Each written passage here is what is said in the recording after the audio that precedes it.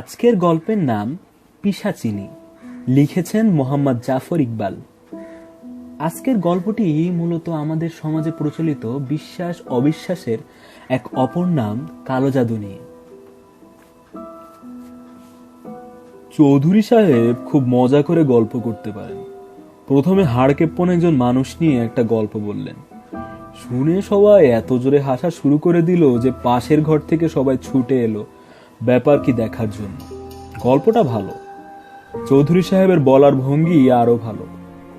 উৎসাহ পেয়ে চৌধুরী সাহেব আর একটা গল্প বললেন। ওটা পাগলের গল্প। এই গল্পটি আরো হিট হয়ে গেল। বাড়াবাড়ি করার অভ্যাস। এরকম একজন হাসতে হাসতে পেটে হাত দিয়ে একেবারে মাটিতে শুয়ে পড়ল। চৌধুরী সাহেব সাবধানী লোক, হাসির গল্প বলার ব্যাপারেও ঝুঁকি নেন না। এরপর থেকে বাকি সময়টা পাগলের গল্পের মাঝেই থেকে গেলেন। গল্পগুলি আসলে ভারী মজার, কিন্তু এত মজার গল্প শুনেও একজনকে দেখলাম মুখ ভারী করে বসে রইলেন। শুধু যে বসে রইলেন তাই নয়, শেষের দিকে একটু বিরক্তি ভঙ্গিতে উঠে গেলেন। রসিকতা বোধ নেই। এরকম একজন মানুষকে নিয়ে আসলে ভারী মুশকিল। আমরা এসেছি এক বিত্তবান বন্ধুর বিবাহ বার্ষিকীতে। সেখানে নানা রকম আয়োজন। খাবার শেষে চায়ের কাপ হাতে নিয়ে হাঁটাহাঁটি করছি, তখন সেই গোমড়ামুখী মানুষটির সাথে আবার দেখা হয়ে গেল। এক কোনায় বসে একটি কাগজ পড়ছেন, তখনও গোমড়ামুখে। ভালো খাওয়া হলে আমার মেজাজও ভালো থাকে। লোকজনের সঙ্গে তখন বেশ গায়ে পড়ে আলাপ জমিয়ে দিই। চায়ের কাপ হাতে নিয়ে ভদ্রলোকের পাশে বসে হাত বাড়িয়ে দিয়ে বললাম, আমার নাম জাফর ইকবাল। লোকটা বেশ অনিচ্ছার সঙ্গে হাত বের করে আমার সাথে মিলিয়ে বললেন, বেশ বেশ। সাধারণত এরকম সময় নিজের নাম বলে পরিচয় দেওয়ার কথা। বোঝাই যাচ্ছে গোমড়া মুখের মানুষটাই সাধারণ ভদ্রতাটুকুও দেখাতে রাজি নন। মেজাজটা একটু খারাপ হলো এবং আমি মনে মনে তার সঙ্গে যুদ্ধ ঘোষণা করে ফেললাম। দরাজ হাসির ভঙ্গি দিয়ে বললাম, চৌধুরী সাহেব বেশ যোগ বলেছিলেন। কি বলেন? আপনি দেখলাম মাঝখানে উঠে গেলেন। যোগ ফোক ভালো লাগে না বুঝি? লাগে। এক শব্দে উত্তর দিয়েই তিনি ক্ষান্ত হলেন না। আমার উপর থেকে চোখ সরিয়ে আবার তার কাগজে মন দিলেন। মহা অভদ্র মানুষ। যোগগুলো আগে শুনেছেন বুঝি? একেবারে দেখলেনই না? ভদ্রলোক এবার আস্তে আস্তে কাগজটা ভাঁজ করে পকেটে রেখে চশমা খুললেন। আমার দিকে তাকালেন। খানিকক্ষণ আমায় খুব ভালো করে লক্ষ্য করে বললেন, আপনারা যাদেরকে পাগল বলেন সেটা আসলে এক ধরনের অসুস্থতার লক্ষণ, মানসিক অসুস্থতা। মানুষের অসুস্থ অবস্থা নিয়ে হাসি তামাশা করা উচিত নয়। মহা সিরিয়াস মনে হচ্ছে। আমি চায়ের কাপ টেবিলে রেখে বললাম, সবকিছু এত সিরিয়াসলি না তো মুশকিল। একটা হালকা জোক। ধনুষ্টঙ্কার হয়ে যখন মানুষ মারা যায়, মৃত্যুর আগে তার সারা শরীর যন্ত্রণায় ধনুকের মতো বাঁকা হয়ে যায়। সেটা নিয়ে একটি সিক জোক আছে, শুনতে চান? আমি থতমত খেয়ে বললাম, না মানে আপনার পরিবার পরিজনের কারো যদি মানসিক অসুস্থতা থাকে, আমি দুঃখিত, পাগল শব্দটা আমি ব্যবহার করতে পারি না। তাহলে আপনি জোকগুলো শুনে হাসতে পারতেন না। ভদ্রলোক এবার আমার উপর থেকে চোখ সরিয়ে চশমাটি পরলেন। তারপর পকেট থেকে আস্তে আস্তে কাগজটা বের করে আবার পড়া শুরু করলেন। ইঙ্গিতটা অত্যন্ত স্পষ্ট, তুমি এখন বিদায় হও। আমার একটা ভালো গুণ আছে, সম্ভবত এই গুণটার কারণেই আমি এই সংসারে টিকে যাব। গুণটা হচ্ছে সত্যি কথা স্বীকার করে নেওয়া। নিজের গো বজায় রাখার জন্য আমি খামোখা তর্ক করে যাই না। সময় বিশেষে সেজন্য আমি 10 জনের সামনে হয়তো ভুল প্রমাণিত হই, তবু আমি সবসময় খাঁটি কথা মেনে নিই। খানিকক্ষণ চুপ করে ব্যাপারটা একটু ভেবে এবারেও আমি তাই বললাম, আপনি সত্যি বলেছেন। আমি কখনো এই ব্যাপারটা এভাবে ভেবে দেখিনি। অত্যন্ত স্পষ্ট ব্যাপার, কিন্তু ব্যাপারটা কেন জানি আমার চোখে পড়েনি। খুব লজ্জা লাগছে ব্যাপারটি নিয়ে। আমার কথা শুনে ভদ্রলোক একেবারে হকচকিয়ে গেলেন। তিনি মোটেও আমার কাছে এরকম উত্তর আশা করেননি। ভেবেছিলেন ঘাড়ের রক ফুলিয়ে একটা বাজে তর্ক করে দেব। সহৃদয়ভাবে হেসে বললেন, আপনার লজ্জার কিছু নেই, এটাই স্বাভাবিক। আমি একটু ইতস্তত করে বললাম, কৌতূহলটা ক্ষমা করে দেবেন প্লিজ। আপনার পরিবার পরিজনের মধ্যে কেউ কি আছে যে মানসিকভাবে অসুস্থ? না, আমার পরিবারে কেউ নেই, কিন্তু আমি একজন ডাক্তার, মানসিক রোগের ডাক্তার। আমি অসংখ্য মানুষকে চিনি যারা মানসিকভাবে অসুস্থ। ভদ্রলোক এবার তার হাতটা আমার দিকে বাড়িয়ে দিয়ে বললেন, আমার নাম মইনুল হাসান। সেই থেকে মইনুল হাসানের সঙ্গে আমার পরিচয়। আমি পরিচয়টা চেষ্টা চরিত্র করে ঘনিষ্ঠতার পর্যায়ে নিয়ে গেছি। নিজের কোনো প্রয়োজন নেই, কিন্তু সব মানুষের একটা অসুস্থ কৌতূহল থাকে, আমারও আছে। মানুষের সবচেয়ে বড় সম্পদ তার মস্তিষ্ক। যে সমস্ত দুর্ভাগা মানুষের সেটা থেকেও তার নিয়ন্ত্রণের ক্ষমতা নেই, তাদের নিয়ে আমার কৌতূহল। তারা কি করে, কেন করে জানার আগ্রহ। অবসর সময়ে তার কাছে তাদের নিয়ে অনেক গল্প শুনেছি। কোনোটা বেশ মজার, কিন্তু বেশিরভাগই বেশ কষ্টের গল্প। একটা গল্প ছিল অস্বাভাবিক গল্প। মইনুল হাসান প্রথমে সেটা বলতে চাননি, অনেক খোশামদি করে শুনতে হয়েছে। গল্পটা এরকম, তার ভাষাতেই বলা যাক। আমাদের দেশে মানসিক রোগের চিকিৎসা হয় শুধু বড় লোকদের। গরিব লোকজন এখনো মানসিক অসুস্থতাকে তাবিজ, কবজ, পীর, ফকির দিয়ে চিকিৎসা করিয়ে থাকে। তাদের দোষ দিয়ে লাভ নেই। শারীরিক অসুস্থতার চিকিৎসাই করতে পারে না, মানসিক রোগের চিকিৎসা করবে কিভাবে? সে কারণে আমার সমস্ত রোগী বড় লোক। কাজে যেদিন জামাল চৌধুরী নামে একজন খুব অবস্থাপন্ন ব্যবসায়ী আমার ক্লিনিকে এলেন, আমি খুব বেশি অবাক হলাম না। ভদ্রলোক ঠিক কিভাবে শুরু করবেন বুঝতে পারছিলেন না। এটা নতুন কিছু নয়। পৃথিবীর কোথাও মানসিক ব্যাধিকে সংস্কার মুক্ত মন নিয়ে বিচার করা হয় না। খানিকক্ষণ এটা সেটা নিয়ে আলোচনা করে ভদ্রলোক বললেন, আমি আপনার কাছে একটা সমস্যা নিয়ে এসেছি। বলুন। কিন্তু মুশকিল হচ্ছে সে ব্যাপারটা আসলে একটা সমস্যা কিনা সেটা ঠিক বুঝতে পারছি না। তবুও বলুন। ব্যাপারটা আমার স্ত্রীকে নিয়ে। আমি চুপ করে থেকে ভদ্রলোককে কথা বলতে দিলাম। ভদ্রলোক একটা নিঃশ্বাস নিয়ে বললেন, আমাদের একটা মেয়ে 3 মাস আগে সুইসাইড করেছে। আমি একটা ধাক্কা খেলাম। কতই বা বয়স ভদ্রলোকের? তার মেয়ে বা কত বড় হবে? এই বয়সে সুইসাইড? মেয়েটা বড় অভিমানী ছিল সত্যি, কিন্তু একেবারে সুইসাইড করে ফেলবে সেটা আমি কখনো ভাবিনি। কেন করেছিল জানেন? খুব তুচ্ছ একটা বিষয়। মায়ের সঙ্গে খাবার নিয়ে মন কষাকষি। এই বয়সে যা হয়, কিন্তু নীরা আমার মেয়ের নাম, একেবারে সুইসাইড করে ফেলল। আমি খুব দুঃখিত জামাল সাহেব। কিভাবে সুইসাইড করেছিল? ভদ্রলোক একটু যেন শিউরে উঠলেন। বললেন, শরীরে কেরোসিন ঢেলে আগুন ধরিয়ে দিয়েছিল। আমি বাইরে ছিলাম। খবর পেয়ে কোনো রকমের প্লেনের টিকিট জোগাড় করে পাগলের মতো ছুটে এসেছি। সারা রাস্তা মনে মনে বলেছি, হে খোদা, মেয়েটাকে বাঁচিয়ে দাও। হাসপাতালে গিয়ে যখন তাকে দেখলাম, এর আগে আমি কখনো পুড়ে যাওয়া মানুষ দেখিনি, তখন বললাম, হাই খোদা, জীবনে যদি কোনো পুণ্য করে থাকি, তার বিনিময়ে তোমার কাছে একটা জিনিস চাই, তুমি আমার মেয়েটিকে বাঁচিয়ে রেখো না। খোদা আমার কথা শুনলো, মেয়েটা সেরাতেই মারা গেল। ভদ্রলোক একটু কাঁপতে লাগলেন। অনেক কষ্ট করে নিজেকে শান্ত করে বললেন, একেবারে ফুলের মতো ছিল আমার মেয়েটা, মাত্র 13 বছর বয়স। আমি বললাম, জামাল সাহেব, আপনার মেয়ের কথা থাক, আপনি আবার নতুন করে কষ্ট পাচ্ছেন, আপনার স্ত্রীর কথা বলুন। জামাল সাহেব খানিকক্ষণ চুপ করে থেকে বললেন, আমার স্ত্রী খুব সুন্দরী মহিলা, লেখাপড়া জানা, ভালো ঘরের মেয়ে। 17 বছর হলো বিয়ে হয়েছে, কিন্তু একটি আশ্চর্য জিনিস কি জানেন? আমার এখনো মনে হয় আমি আমার স্ত্রীকে ঠিক বুঝতে পারি না। বুঝতে পারেন না? আর একটু ব্যাখ্যা করুন তো। ব্যাখ্যা করার কিছু নেই, আমার মনে হয় বন্যার, আমার স্ত্রীর নাম বন্যা, বন্যার মনের ভিতরে রয়েছে এক দেয়াল, দেয়ালের অন্য পাশে তার নিজের জগৎ, সেখানে আমার ঢোকার অধিকার নেই। আপনি কি বৈবাহিক জীবনে নিজেকে অসুখী মনে করেন? অসুখী? অসুখী কি বলবো, ঝগড়াঝাটি, মন কষাকষি সেসব কিছু নেই, কিন্তু দুজন যে খুব অন্তরঙ্গ সেরকমও নয়। সে হিসেবে বলা যায় আমি হয়তো একটু অসুখী, কিন্তু সেভাবে হিসাব করে মনে হয় অনেকেই অসুখী। আমার সমস্যা সেটা নয়, আমার সমস্যাটা হচ্ছে অন্য জায়গায়। জামাল সাহেব একটু ইতস্তত করে থেমে গেলেন। আমি বললাম, বলুন।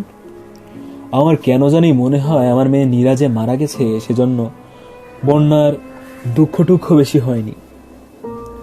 আমি একটু অবাক হয়ে বললাম, এটা তো আপনি খুব গুরুতর কথা বললেন জামাল সাহেব। হ্যাঁ, আমি বলছি, আমার আর একটা ছেলে খুব ছেলেবেলায় মারা গিয়েছিল। আমি তখন দেশের বাইরে ছিলাম, ফিরে আসতে আসতে কবর দেয়া হয়ে গিয়েছিল। এখন আমার মনে হয় তখন বন্যার খুব বেশি দুঃখ হয়নি। তখন বুঝতে পারিনি, ভেবেছিলাম এক একজনের মানুষের শোক প্রকাশের ভঙ্গি এক এক রকম। আপনার ছেলে কিভাবে মারা গিয়েছিল? পানিতে ডুবে, বাসায় শখ করে বাথটাব লাগিয়েছিলাম, সেটাই যে সর্বনাশ হলো। এখন আপনার কয়জন ছেলে মেয়ে? আর একজন ছেলে, 10 বছর বয়স, ক্লাস 5-এ পড়ে। জামাল সাহেব খানিকক্ষণ চুপ করে থেকে বললেন, কদিন থেকে মনে হচ্ছে আমার স্ত্রীর ভিতরে কোনো অস্বাভাবিক ব্যাপার আছে। অস্বাভাবিক? হ্যাঁ, মানসিক দিয়ে অস্বাভাবিক। আপনার কাছে আমি এসেছি সেজন্য। আপনি কি আমার স্ত্রীকে একটু দেখবেন, দেখে কি বলবেন সে পুরোপুরি সুস্থ কিনা? দেখবো, আমার কাজই তো এটা। কিন্তু আপনার কাছে আমার একটি ছোট্ট অনুরোধ আছে। বন্যাকে আমি আপনার ক্লিনিকে আনতে পারবো না, সে কিছু একটা সন্দেহ করবে। আমার বাসায় যেতে হবে, ডাক্তার হিসেবে নয়, আমার বন্ধু হিসেবে। আমার অনেক টাকা, কিন্তু আপনাকে এই অনুরোধ আমি টাকার জোরে করছি না, আপনাকে অনুরোধ করছি একটি দুঃখী মানুষ হিসেবে। আমার মনে এতটুকু শান্তি নেই। আমি বাধা দিয়ে বললাম, জামাল সাহেব, অস্থির হবেন না। আমি এমন কিছু ব্যস্ত মানুষ নই, সময় করে আপনার বাসায় যেতে আমার কোনো অসুবিধাই হবে না। শুনে জামাল সাহেব খুব আশ্বস্ত হলেন।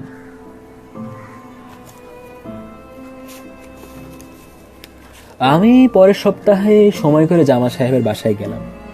জামাল সাহেবের সাথে কথা বলে গিয়েছিলাম, জানতাম তিনি থাকবেন না। গিয়ে দেখি তার স্ত্রীও নেই। আমি হয়তো চলেই যেতাম, কিন্তু তার 10 বছরের ছেলেটার সঙ্গে দেখা হয়ে গেল। ছেলেটাকে দেখে আমার বুকটা ধক করে উঠল। আমি মানুষের মন নিয়ে কাজ করি, তাই চেহারা দেখে কখনো মন সম্পর্কে খানিকটা আঁচ করতে পারি। আমার মনে হলো ছেলেটা একটি মহা বিপর্যয়ের মধ্যে আছে, চোখে মুখে তার ছায়া। ঠিক গুলি খাবার আগে বনের পশু শিকারীর দিকে যেভাবে তাকায়, চোখের দৃষ্টি অনেকটা সেরকম। ছেলেটার নাম টিপু। সে প্রথমে আমার সঙ্গে বিশেষ কথা বলতে চাইল না, কিন্তু আমি বিশেষজ্ঞ মানুষ, কিভাবে মানুষের মনের কথা বের করতে হয় জানি। বড়দের বেলায় ব্যাপারটি সহজ, ছোটদের বেলায় একজন মানুষকে প্রথমবার দেখেই বাচ্চারা তার সম্পর্কে সঠিক একটি ধারণা করে ফেলতে পারে। আমি এই মানুষটা একেবারে খারাপ না, তাছাড়া আমি সত্যি সত্যি তাকে সাহায্য করতে চাইছিলাম। তাই শেষ পর্যন্ত সে আমার সঙ্গে আস্তে আস্তে কথা বলতে শুরু করলো। ঠিক এরকম সময়ে তার মা এসে হাজির, আর ছেলেটা তার মাকে দেখে কেমন যেন মেইয়ে গেল। আমার সামনে থেকে আস্তে আস্তে উঠে চলে গেল ভিতরে।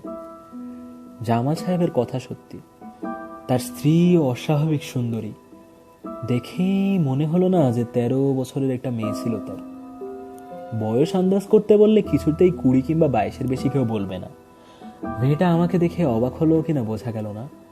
আমি আমার পরিচয় দিলাম। মেয়েটি সোফায় বসে আমার দিকে তাকালো, আর সাথে সাথে কেন জানি আমার শরীরটা কাটা দিয়ে উঠল। চোখ দুটি যেন মানুষের নয়, যেন কোনো এক অশরীরী প্রাণীর। আমার মনে হলো এই চোখ দুটি আমার শরীরের প্রতিটি কোষ খুলে খুলে দেখে নিচ্ছে। মনে হলো এর কাছে আমার আর কিছু গোপন নেই, কোনো কিছু আর তার কাছে অজানা নেই। মেয়েটি একটু হাসার ভঙ্গি করে বলল, আমার নাম বন্যা। আপনি বসুন, জামাল এখনই এসে পড়বে, মঙ্গলবার সে একটু ক্লাবে যায়। আমি বললাম, আমার কোনো তাড়াহুড়ো নেই, আমি অপেক্ষা করতে পারবো। দুজন খানিকক্ষণ চুপ করে বসে রইলাম। মোটামুটি অস্বস্তিকর অবস্থা। আমি তখন ভাবলাম অপেক্ষা না করে যে কাজে এসেছি সেটা শুরু করে দিই। দেখি জামাল সাহেবের কথা সত্য কিনা। বললাম, আসলে আমি একটু কাজে এসেছি, ঠিক কিভাবে শুরু করব বুঝতে পারছি না। আপনি যদি কিছু মনে না করেন তাহলে একটা প্রশ্ন করতে চাই। বন্যা আমার দিকে তীব্র দৃষ্টিতে তাকে উদ্ধত স্বরে বলল, মীরা কেন মারা গিয়ে আত্মহত্যা করলো তা জানতে চান? হ্যাঁ। আমি একটু থতমত খেয়ে গেলাম। আমতা আমতা করে বললাম, আমাকে ওয়ার্ল্ড হেলথ থেকে উন্নয়নশীল দেশে তরুণ তরুণীদের অস্বাভাবিক আত্মহত্যার হারের উপর একটি আর্টিকেল লিখতে বলেছে। কথাটি পুরোপুরি মিথ্যা নয়, আমাকে সত্যি ওয়ার্ল্ড হেলথ থেকে এ ধরনের একটি জিনিস লিখতে বলেছে। তবে বিষয়বস্তু আরও ব্যাপক। উন্নয়নশীল দেশের মানুষের মানসিক সমস্যার ধারা। আমি আমার কথাকে বিশ্বাসযোগ্য করার জন্য আরও কিছু বলতে যাচ্ছিলাম, বন্যা আমাকে মাঝপথে থামিয়ে দিয়ে বলল, আত্মহত্যা করা একটি রোগ, এর কোনো কারণ নেই। আত্মহত্যা করাকে রোগ বলতে চাইলে বলতে পারেন, কিন্তু এর কোনো কারণ নেই সেটা তো হতে পারে না। তাছাড়া সব রোগেরই কোনো না কোনো লক্ষণ থাকে। আমি জানতে চাইছি আপনারা নীরার মধ্যে কোনো লক্ষণ দেখেছিলেন কিনা। বন্যা আমার দিকে তীব্র দৃষ্টিতে তাকালো, আর অবিশ্বাস্য ব্যাপার, আমি তার চোখের দিকে তাকিয়ে থাকতে পারলাম না। আমার চোখ সরিয়ে নিতেই হলো। বন্যা কাটা কাটা স্বরে বলল, সব লোকের লক্ষণ সবাই বুঝতে পারে না, সেজন্য দরকার এক্সপার্ট, বিশেষজ্ঞ। আমার কেন জানি সোজাসুজি তার দিকে তাকানোর সাহস হলো না। নিচের দিকে তাকিয়ে বললাম, কিন্তু আপনি তো মা।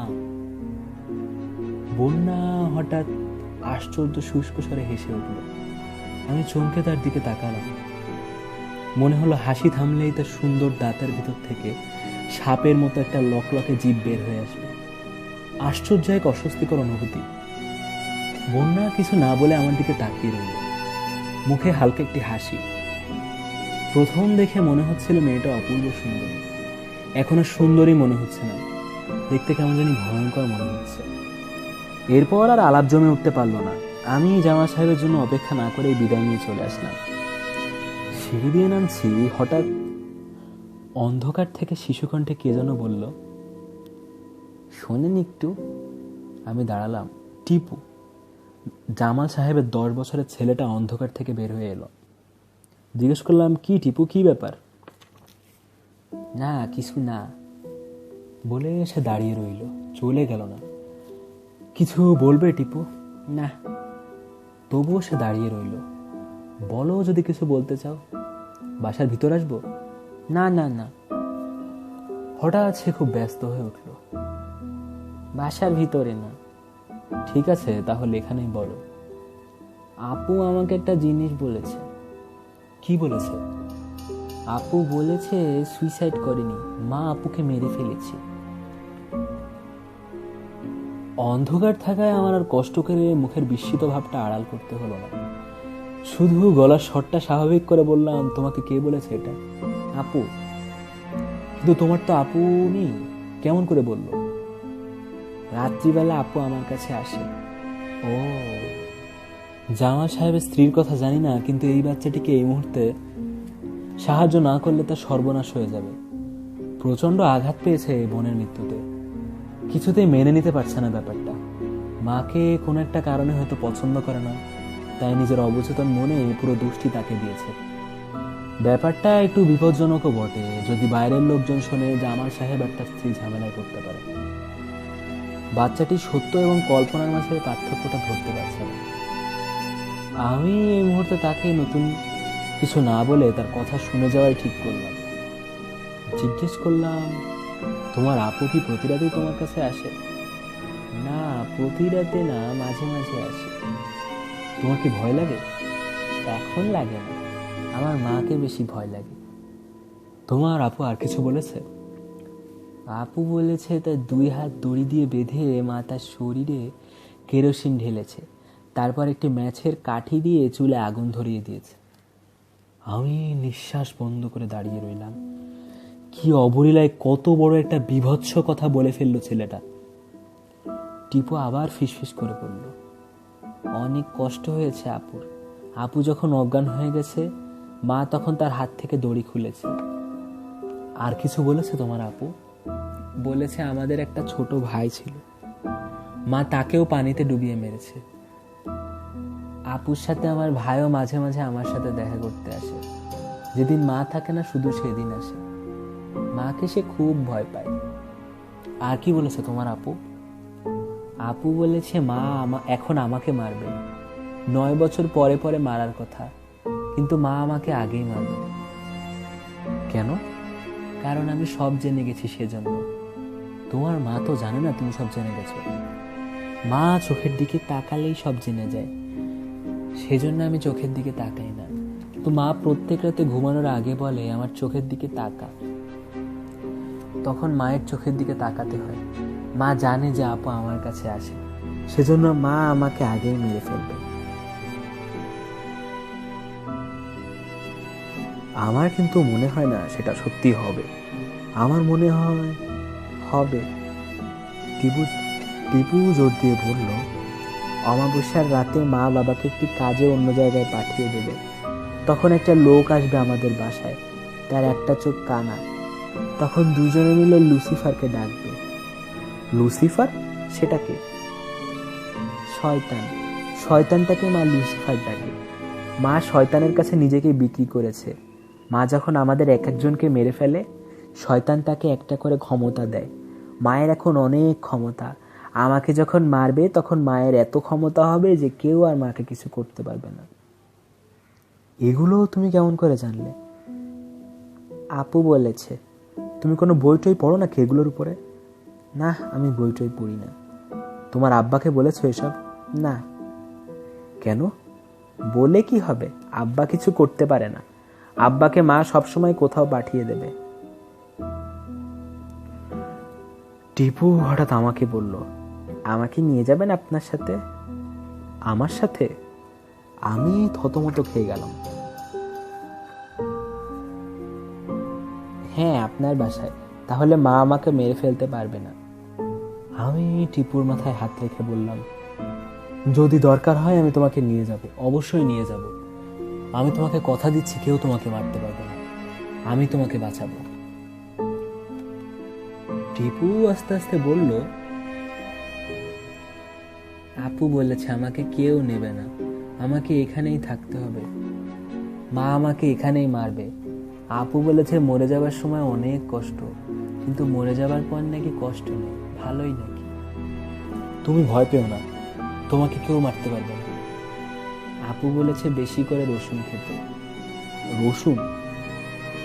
হ্যাঁ, বেশি করে রসুন খেলে নাকি লুসিফার কাছে আসতে পারে না। এই যে আমি রসুন খাচ্ছি। ছেলেটা মুখ হা করলো আর ভক করে কাঁচা রসুনের গন্ধ এসে লাগলো নাকে। তাই বলেছে? হ্যাঁ, আর বলেছে একটা পাশের কঞ্চি দুপাশে পুড়িয়ে সাথে রাখতে। কঞ্চি?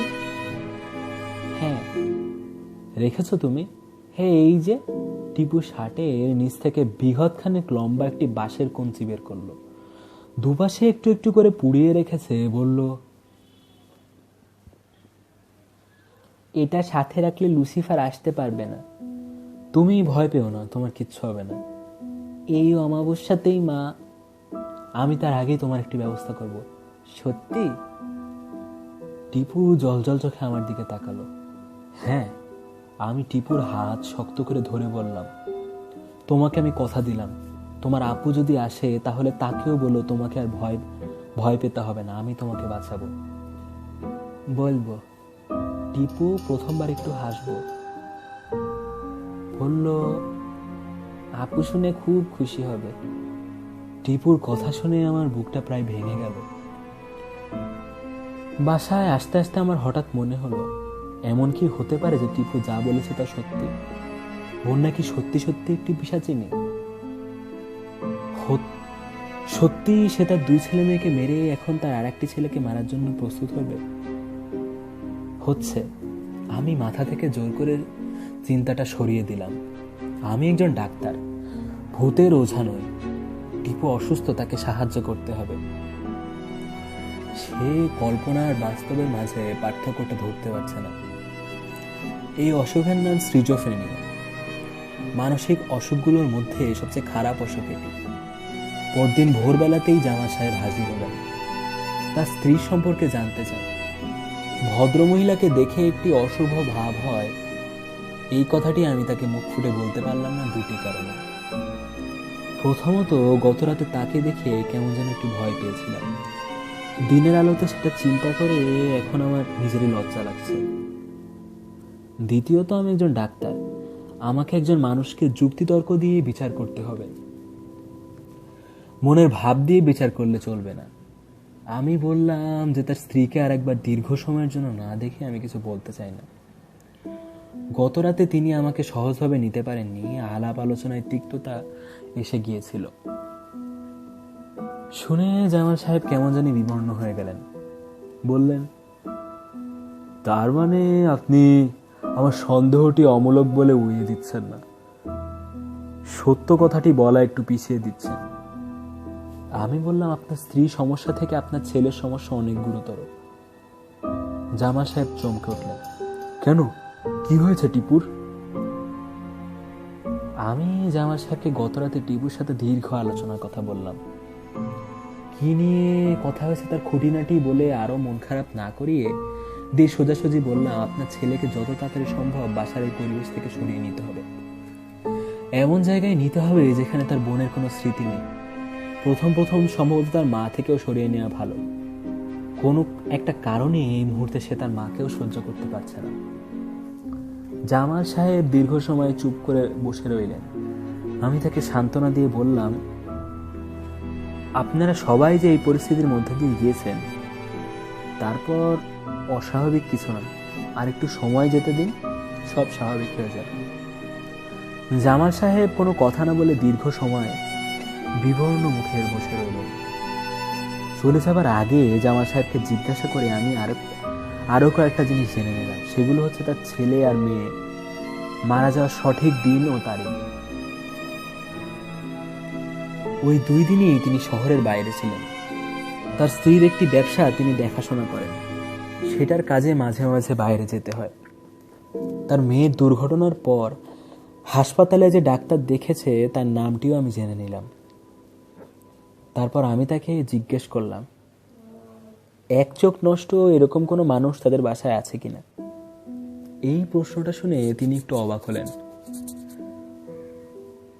যখন তিনি শহরের বাইরে যান তখন তার স্ত্রীর খুব বিশ্বাসী একজন মানুষ তার বাসায় থাকে।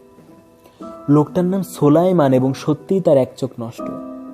টিপু এই লোকটাকে অপছন্দ করে কিনা জিজ্ঞেস করলে জামাল সাহেব ঠিক উত্তর দিতে পারলেন না, শুধু বললেন, তাকে ভয় পাওয়া বিচিত্র নয়, কারণ সোলাইমানের নষ্ট চোখটি খুবই বিসদৃশ। জামাল সাহেব চলে যাওয়ার পর আমি মোটামুটি একটি অবৈজ্ঞানিক কাজ শুরু করলাম। অনেক খুঁজে পেতে একটি বাংলা পঞ্জিকা বের করে জামাল সাহেবের ছেলে আর মেয়ের মৃত্যুর তারিখ দুটি পরীক্ষা করে দেখলাম। মোটামুটি নিশ্চিত ছিলাম যে দেখব টিপুর কথা ভুল, তারিখ দুটি অমাবস্যা নয়। কিন্তু আমি হতবাক হয়ে গেলাম, কারণ যা দেখলাম সত্যি সত্যি সে তারিখ দুটি হচ্ছে অমাবস্যা। নিজেকে নানাভাবে বোঝানোর চেষ্টা করলাম এটা একটা কাকতালীয় ব্যাপার।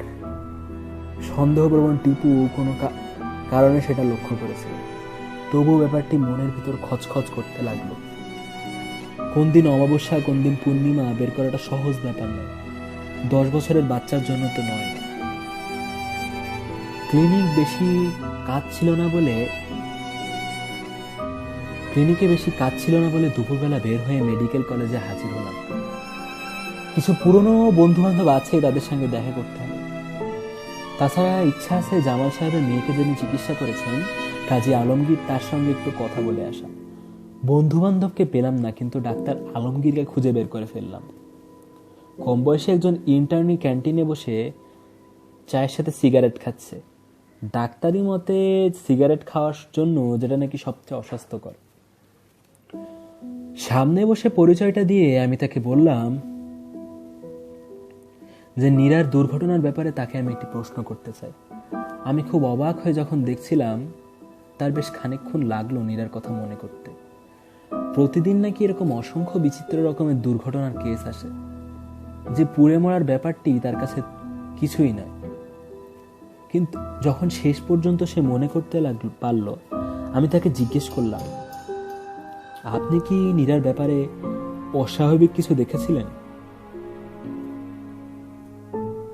13 বছরের একটা বাচ্চার পুড়ে যাওয়া এবং পুড়ে যেয়ে মরে যাওয়া যদি অস্বাভাবিক মনে না করেন, তাহলে না, দেখিনি। কিছুই না? না। চোখ মুখ কুঁচকে খানিকক্ষণ সে মনে করার চেষ্টা করলো, তারপর বলল, না, কিছু মনে করতে পারছি না। কেন? শরীরের কোন জায়গায় বেশি পুড়েছে, কোন জায়গায় কম পুড়েছে, এরকম কিছু মনে নেই। হাতের কবজি। পুরো কুচকে আমার দিকে তাকালো কাজল আলমগীর। হ্যাঁ, হাতের কবজির দিকে পড়েনি, আমার মনে পড়েছে। এখন একটু অবাক হয়েছিলাম তখন। আপনি জানলেন কেমন করে? আমি জানি না, তাই তো আপনাকে জিজ্ঞেস করছি। কিন্তু আন্দাজ করলেন কেমন করে? করিনি, এমনি বের হয়ে গেছে। কাজী আলমগীর চোখ শুরু করে বললেন, আপনি আসলে পুলিশের লোক। মেয়েটিকে আসলে মার্ডার করেছে, হাত পা বেঁধে শরীরে কেরোসিন ঢেলে আগুন ধরিয়ে দিয়েছে, তাই না? আমি জানি না। কাজী আলমগীর আমার দিকে তীক্ষ্ণ চোখে তাকিয়ে রইল। মেডিকেল কলেজ থেকে যখন বের হলাম, তখন আকাশে কালো করে মেঘ করেছে। আমি অন্যমনস্কভাবে হাঁটতে থাকি। সব হিসেব গোলমাল হয়ে যাচ্ছে। টিপু যে কথা বলেছে তার একটিও আমি এখন ভুল প্রমাণ করতে পারিনি। তাতে কিছু প্রমাণ হয় না, কিন্তু তবু মনের ভিতরে কি যেন খচখচ করতে লাগলো। অন্যমনস্কভাবে হেঁটে হেঁটে আমি ব্রিটিশ কাউন্সিলে এসে হাজির হলাম। শয়তানের উপাসনার উপরে এখানে কোনো বই আছে কিনা কে জানে। রাতে বিছানায় শুয়ে ঘুম আসছিল না। খানিকক্ষণ চেষ্টা করে হাল ছেড়ে দিলাম। অবেলায় শয়তানের উপাসনার উপরে এত কিছু পড়েছি যে মাথাটা মনে হয় একটু গরম হয়ে গেছে। টিপুর কথা আবার সত্যি প্রমাণিত হয়েছে। শয়তানের আরেক নাম সত্যি লুসিফার। যারা শয়তানের উপাসনা করে তারা পৃথিবীর যা কিছু ভালো তার বিরুদ্ধে কাজ করে যায়। জীবিত প্রাণীকে উৎসর্গ করে তাদের শক্তি বাড়ানো হয়। উপাসনায় যখন উপরের স্তরে ওঠে, তখন তারা মানুষকে উৎসর্গ করা শুরু করে। সত্যিই কি বন্যা শয়তানের উপাসক? সত্যিই কি সে নিজের হাতে একটি ছেলে আর একটি মেয়েকে মেরেছে? সত্যিই পরের অমাবস্যার রাতে টিপুকে মারবে? অমাবস্যাটা কবে? আমি বিছানা থেকে উঠে পড়ার ঘরে এলাম। সেখানে বাংলা মাসের একটি ক্যালেন্ডার আছে। অমাবস্যা পূর্ণিমার কথা সেখানে লেখা থাকার কথা। সত্যিই লেখা আছে। আমি কেমন যেন একটি অস্বস্তি নিয়ে আবিষ্কার করলাম, আজ অমাবস্যার রাত। পড়ার ঘরে খানিকক্ষণ উদ্দেশ্যহীনভাবে দাঁড়িয়ে থেকে আমি সবার ঘরে ফিরে এলাম। ঘরের ভিতর অন্ধকার। আমি ঢুকতেই মনে হলো কে যেন সরে গেল একপাশে। আমি চমকে উঠে জিজ্ঞেস করলাম, কে? মনে হলো ফিস ফিস করে একটি মেয়ের গলার স্বরে কে যেন বলল, টিপুকে কিন্তু ওরা মেরে ফেলবে। আমি কোনো মতে লাইটের সুইচ টিপে দিলাম। ঘরে কেউ নেই। আমার শরীর তখনও অল্প অল্প কাঁপছে। আস্তে আস্তে বিছানায় গিয়ে বসলাম। আমি এরকম একটা জিনিস কেন শুনলাম? মনের ভুল? তাহলে আমার মাথা খারাপ হয়ে যাচ্ছে, নাকি আমার কাছে সাহায্যের জন্য এসেছে নীরা? মিনিট 5 চুপ করে বসে থেকে আমি জামাল সাহেবের বাসায় টেলিফোন করলাম। 10টা রিং হয়ে গেল, কিন্তু কেউ টেলিফোন ধরল না। টেলিফোনটা রেখে আমি তখন আমার কাপড় পরা শুরু করলাম। টিপুকে কথা দিয়েছিলাম আমি তাকে বাঁচাবো, কিন্তু সত্যি কখনো ভাবিনি তাকে কেউ মারবে। ওটা ছিল একটি কথার কথা, কিন্তু এখন কেন জানি মনে হচ্ছে টিপুর কথাই সত্যি হবে। আসলেই কেউ তাকে মেরে ফেলতে চাইছে। আমি টিপুকে কথা দিয়েছিলাম তাকে বাঁচাবো। তাকে বাঁচাতেই হবে। কিভাবে জানি না, কিন্তু বাঁচাতে হবে। বের হবার আগে আমি আবার টেলিফোনে ফোন করলাম। এবার সাথে সাথে একজন টেলিফোন ধরল। শুষ্ক পুরুষ মানুষের কণ্ঠস্বর। আমি জিজ্ঞেস করলাম, এটা কি জামাল সাহেবের বাসা? সাহেব বাসায় নেই। কখন আসবেন? কালকে। আপনি কে বলছেন? আমার নাম সোলাইমান। আমি নিজের অজান্তেই কেমন যেন শিউরে উঠলাম। অমাবস্যার রাতে জামা সাহেবকে শহরের বাইরে পাঠিয়ে এক চোখ নষ্ট সোলাইমানকে ডেকে আনা হয়েছে, ঠিক যেরকম টিপু বলেছিল। আমি বললাম, টিপুর সাথে একটু কথা বলতে পারি? কে? জামা সাহেবের ছেলে টিপু। অন্য পাশ থেকে দীর্ঘ দীর্ঘ সময় কোনো কথা শোনা গেল না। আমি বললাম, হ্যালো। কোনো উত্তর শোনা গেল না। সোলাইমান সাহেব টেলিফোন রেখে দিয়েছে। আমি বাসা থেকে বের হলাম 10 মিনিট পরে। রান্নাঘরে কোথাও রসুন রাখা হয় আমার জানা ছিল না। খুঁজে বের করতে একটু সময় লাগলো। এক টুকরো মুখে দিয়ে দেখলাম জঘন্য গন্ধ। একসময় মাছ ধরার শখ ছিল, কুমিল্লা থেকে একটা ভালো ছিপ জোগাড় করেছিলাম। সেটা থেকে বিঘতখানিক করে গোটাচারেক টুকরো কেটে গ্যাসের চুলার আশেপাশে পুড়িয়ে নিয়েছি। টিপু বলেছিল, এরকম জিনিস কাছে রাখলে লুসিফার নাকি কাছে আসতে পারবে না। আমি নিজে বিশ্বাস করি না, কিন্তু টিপু করে। তাকে সাহস দেওয়ার জন্যেও কাজে লাগতে পারে। ঠিক ঘর থেকে বের হওয়ার আগে কি মনে করে আমার এক ভাগ্নেকে ফোন করলাম। সে পেশাদার গুন্ডা, ভালো রকম গুন্ডাই হবে, কারণ শুনেছি সবগুলো রাজনৈতিক দলই নাকি পয়সা করে দিয়ে তাকে হাতে রাখে। তাকে বললাম, কালাম, যদি 2-3 ঘন্টার মাঝে তোকে ফোন না করি তুই একটি বাসায় আসবি। সে বলল, মামা কি ব্যাপার, আমি এখনই আসি? না, এখন না, যদি তোকে ফোন না করি তাহলে আসবি। মামা তুমি বলো কি হয়েছে, লাশ ফেলে দেব। আমি বললাম, লাশ ফেলতে হবে না, ঠিকানাটা লিখে রাখ। সে ঠিকানাটা লিখে রাখলো। জামাল সাহেবের বাসাটা অনেকটা জায়গা নিয়ে। বাসার চারিপাশে বড় বড় গাছ চারিদিক থেকে আড়াল করে রেখেছে।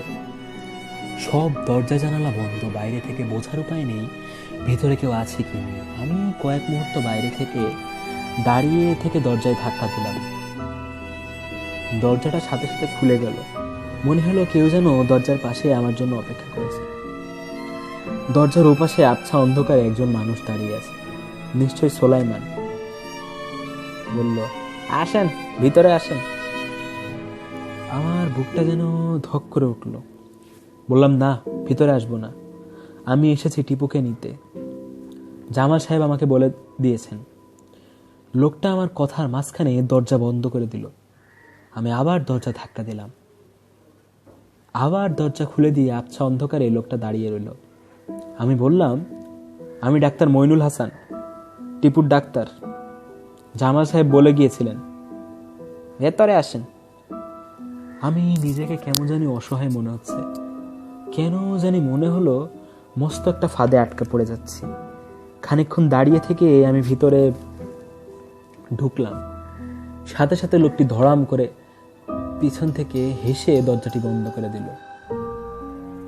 আমার মনে হলো কে যেন নারী কণ্ঠে ভিতরে হা হা করে অট্টহাসি করে উঠেছে। মাথাটা কেমন যেন ঘুরে উঠল হঠাৎ। দেয়াল ধরে কোনো মতে সামনে নিলাম নিজেকে। ঢোক গেলে জিজ্ঞেস করলাম, টিপু কোথায়? পাশের একটা ঘর থেকে বন্যার গলার স্বর শুনতে পেলাম, এদিকে আসুন। আমি পর্দা সরিয়ে ঘরে ঢুকে স্তব্ধ হয়ে গেলাম। ঘরে লাল রঙের একটা আলো জ্বলছে, অল্প আলো, ভালো করে সবকিছু দেখা যায় না। ঘরের মাঝখানে বড় একটা টেবিলের উপর টিপু লম্বা হয়ে শুয়ে থরথর করে কাঁপছে। তার গায়ে কোনো কাপড় নেই, সারা শরীর এক ধরনের তৈলাক্ত জিনিস মাখানো। তার মাথার উপর এবং পায়ের কাছে দুটি বড় পাত্র থেকে কুণ্ডলি পাকিয়ে ধোঁয়া বের হচ্ছে। ধোঁয়ার কটু গন্ধে নিঃশ্বাস বন্ধ হয়ে যাবার অবস্থা। টেবিলের অন্য পাশে বন্যা বসে আছে, মাথার চুলগুলো চূড়ার মতো করে বাঁধা, শরীরে পাতলা ফিনফিনে একটা কাপড়, সেটার ভিতর দিয়ে তার সুগঠিত শরীরের পুরোটাই দেখা যাচ্ছে। সেটা নিয়ে তার কোনো রকম জড়তা আছে বলে মনে হলো না। ঘরের দেয়ালে নানা রকম ছবি, চারপাশে রাজ্যের জিনিসপত্র ছড়ানো। আবছা আলোতে কোনটা কি বোঝার উপায় নেই। ঘরের ভেতর আশ্চর্য রকমের শীতল, ভয়ঙ্কর অশুভ এক পরিবেশ। আমি নিজেকে কোনো রকম সামলে নিয়ে বললাম, এখানে কি হচ্ছে? আপনি তো ভালো করেই জানেন কি হচ্ছে। আমি টিপুর দিকে এগিয়ে বললাম, আমি টিপুকে নিতে এসেছি। বন্যা খিলখিল করে হেসে উঠল, যেন ভারী একটি মজার কথা বলেছি। আমি বললাম, জামাল সাহেব আমাকে বলেছিলেন আপনি নিতে চাইলে নেবেন, কিন্তু এখনই না। টিপুর আত্মাটা আমার দরকার। লুসিফারকে কথা দিয়েছি আমি, লুসিফার আসবে এখনই। ওর আত্মাটা আগে নিয়ে নিই, তারপর ওকে নিয়ে যাবেন আপনি। আশ্চর্য একটা আতঙ্ক আস্তে আস্তে আমাকে গ্রাস করে নিতে থাকে। কি বলছে রাক্ষসী?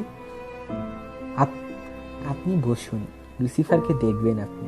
কয়জনের সৌভাগ্য হয় লুসিফারকে নিজের চোখে দেখা। বসুন। আমি অসহায় ভয়ে বসতে গিয়ে হঠাৎ বুঝতে পারলাম বন্যা আমাকে সম্মোহন করার চেষ্টা করছে। এখন যদি আমি বসে পড়ি তাহলে আমি হেরে যাব। মানসিক রোগের চিকিৎসার জন্য আমার মাঝে মাঝে রোগীদের সম্মোহন করতে হয়। এই জিনিসটির সঙ্গে আমি পরিচিত। জোর করে দাঁড়িয়ে থেকে বললাম, আমি টিপুকে নিয়ে যাব। তারপর এগিয়ে গিয়ে টিপুকে স্পর্শ করলাম। সাথে সাথে বন্যা চিলের মতো তীক্ষ্ণ গলায় চিৎকার করে উঠে বলল, খবরদার, ওকে ধরবি না। মুহূর্তে ভদ্রতার সমস্ত খোলস ফেলে দিয়ে অশ্রাব্য ভাষা আমাকে একটি গালি দিল সে। আমি টিপুর হাত ধরে বললাম, আমি পুলিশকে খবর দিয়ে এসেছি, তারা আসছে। বন্যা আবার খলখল করে হেসে উঠল। খুব খুব ভুল করেছিস আহাম্মকের বাচ্চা, খুব ভুল করেছিস। কেন? পুলিশ এসে দেখবে তুই টিপুকে খুন করেছিস। তুই তুই তুই জন্মের মতো তুই শেষ হয়ে গেলি। কেন? সেটা কেন দেখবে? কারণ তুই খুন করবি, সেজন্য দেখবে। আমি তোকে যা বলবো তুই তাই করবি। আহাম্মকের বাচ্চা, সবাই করে। টিপুর বাবা 14 বছর ধরে করে আসছে। বেশ, তুই জানিস আমার ক্ষমতা? এই দেখ। বন্যা ঘরের দেয়ালের দিকে হাত বাড়িয়ে দিতেই দেয়াল থেকে একটি ছবি সশব্দে পড়ে গেল। আমি চমকে উঠলেও মুখের ভাব স্বাভাবিক রেখে হাসার ভঙ্গি করে বললাম, আমি এর থেকে অনেক ভালো ম্যাজিক জানি। জুয়েলাইজ মানুষ কেটে জোড়া দিয়ে দেয়। আহাম্মকের বাচ্চা, এটা ম্যাজিক না। এটা কি? তুই খুব ভালো করে জানিস এটা কি। আমি ভূতপ্রেত বিশ্বাস করি না। বন্যা মনে হলো খানিকক্ষণের জন্য অবাক হয়ে আমার দিকে তাকিয়ে রইল। তারপর বলল, ঠিক আছে, এবারে তাহলে নিজের চোখে দেখ, তারপর দেখি তুই বিশ্বাস না করে পারিস কিনা। আমার ভিতরে কেমন যেন একটি রোগ চেপে গেল। কি করছি না জেনে হঠাৎ আমি টিপুকে 2 হাতে টেনে তুলে আমার বুকে চেপে ধরলাম। বললাম, ডাকো তোমার লুসিফারকে, বলো আমার কাছ থেকে টিপুকে নিয়ে যেতে। দেখি তার কত বড় সাহস। আমার হঠাৎ মনে হলো সত্যিই কেউ আমার কাছ থেকে টিপুকে নিয়ে যেতে পারবে না। টিপু আস্তে আস্তে চোখ খুলে আমার দিকে তাকিয়ে বলল, নিরাপু সবাইকে নিয়ে এসেছে, লুসিফার আর ঢুকতে পারবে না। খানিকক্ষণ আমার চোখের দিকে তাকিয়ে থেকে সে আবার চোখ বন্ধ করে ফেললো। তার শরীরের যেটা মাখানো হয়েছে সেটার ভিতরে কোনো এক ধরনের মাদক দ্রব্য আছে, যেটা লোমকূপের ভিতর দিয়ে শরীরে ঢুকে তাকে নেশাগ্রস্ত করে ফেলেছে। তার শরীর আস্তে আস্তে নিস্তেজ হয়ে আসছে। বন্যা তীব্র চোখে খানিকক্ষণ আমার দিকে তাকিয়ে রইল। তারপর লাফিয়ে দাঁড়িয়ে দুর্বোধ্য ভাষায় কি উচ্চারণ করতে করতে ধূপের মতো একটা জিনিস আগুনের মধ্যে ছেড়ে যায়। দপ করে একটা আগুনের শিখা জ্বলে ওঠে, আবার নিভে যায়। কুণ্ডলি পাকিয়ে ধোঁয়া বের হতে থাকে। ঝাঁঝালো গন্ধে হঠাৎ সারা ঘর ভরে যায়। বন্যা 2 হাত মুষ্টিবদ্ধ করে উপরের দিকে সারা শরীর ঝাঁকিয়ে চিৎকার করে কাকে যেন ডাকতে থাকে। আয় আয় রে, আয় আয় আয় রে।